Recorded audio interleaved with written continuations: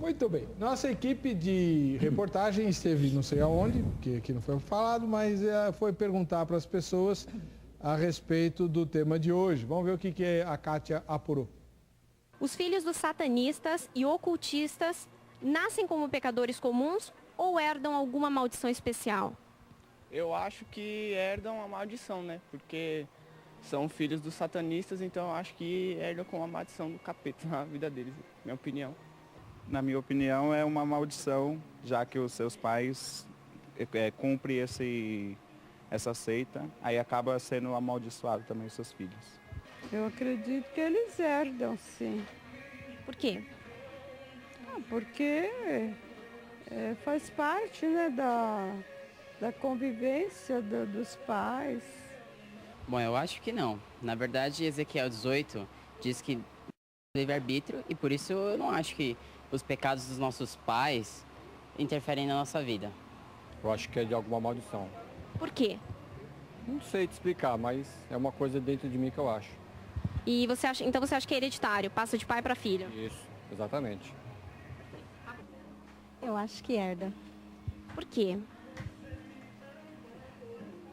Eu acho que por causa do convívio.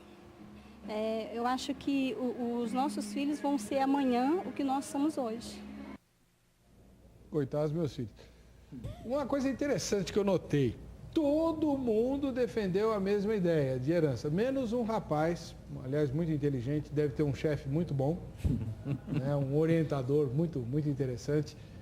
Estou recebendo uma revelação aqui, ele chama João, é o rapaz que cuida do Twitter, do Vejam Só.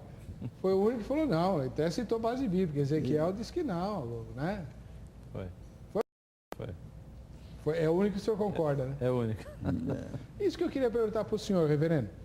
Lá no Salmo 139, tudo bem que é uma linguagem poética, né? Mas Davi escreve que quando ele estava sendo gestado ainda, gerado lá no útero da sua mãe, Deus escrevia um livro sobre as coisas que iriam pautar a vida de Davi e tal, etc.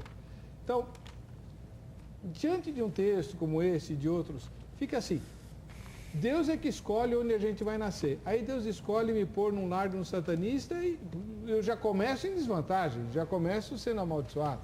Aí a gente entra naquela velha e grande discussão de soberania divina e responsabilidade humana, né? Duas leis que andam paralelamente.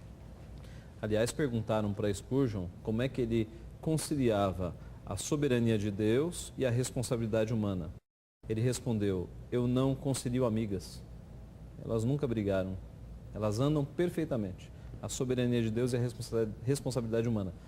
Então, veja, de fato, ou nós cremos no Salmo que diz que todos os nossos dias foram escritos e determinados quando nenhum deles havia ainda, ou nós vamos ser teístas abertos. Aquela ideia do teísmo aberto, de que o futuro está aberto e Deus não é onisciente, né? Então, a ideia clássica do cristianismo é crer na onisciência de Deus. E não só que ele sabe todas as coisas, porque ele sabe, mas porque ele escreveu todas as coisas. Elas vão acontecer porque ele escreveu. Antes de Deus criar o mundo, antes de Deus providenciar Jesus Cristo e fazer o universo, ele já tinha um plano, né? Na palavra você vê a expressão decreto de Deus, conselho de Deus aparecendo. Então, veja, há mistérios, né? Por que Deus quis que nós nascêssemos num lar evangélico e não num lar satanista? Não sabemos. Por que Deus faz com que, permite que um jovem nasça num lar cristão e aí na adolescência vire ateu? Ou por que Deus permite que um jovem nasça num lar satânico e depois vire um pastor? Né? São mistérios de Deus que a gente nunca vai compreender. Mas tudo vem para a sua própria glória. A pergunta dos discípulos. Quem pecou no caso desse cego? Os pais dele ou ele? Jesus sai dessa e diz, nem ele nem o pai, mas aconteceu para que se manifestasse a glória de Deus. Então Deus tem os seus planos, que nós não conhecemos, são mistérios, mas tudo visa a sua própria glória.